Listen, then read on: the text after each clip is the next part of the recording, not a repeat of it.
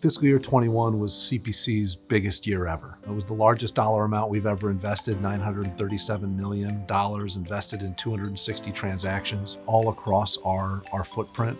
The mortgage company growth over the last 4 years has really been a big part of the CPC story. We have both invested in new ways with partners across the country, but we've also invested in new places. But more important than the dollars is the fact that more than any other time, CPC's investments were deeply focused on our core mission.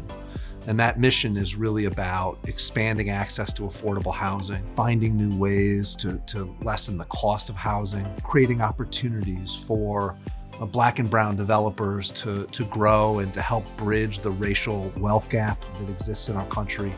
And it's about ensuring that our building stock is responding to the climate change crisis that we face and investing in more sustainable and more efficient buildings that are healthier homes for the people that live in them. And we did more of that in fiscal year 21 than we have ever done before.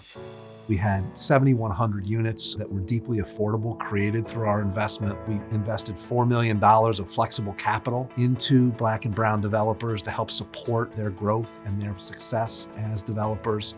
And we did over 1,600 units of energy efficient and sustainable housing, investing $280 million of our capital into those units to create a more sustainable and resilient housing stock for communities across our footprint. So across every metric, every measure, we had our best year ever, and it came at exactly the right time. The COVID-19 crisis, the racial awakening that happened, the unbelievable impacts of climate change all drove us to do those things, and the people at CPC stepped up like never before.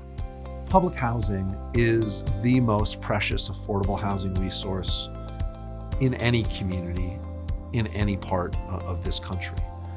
It serves the people that are most deeply in need and provides the housing stability that families need. And that's why we're partners in the Manhattan Bundle.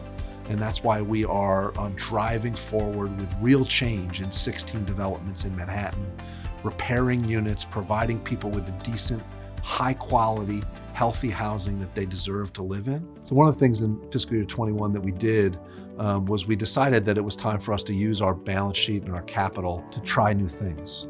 And so we created an impact investing platform. And the goal of that impact investing platform is to go outside of our existing products and tools and find new ways to invest our capital to impact affordability, to impact the climate crisis, and to bridge the racial wealth gap.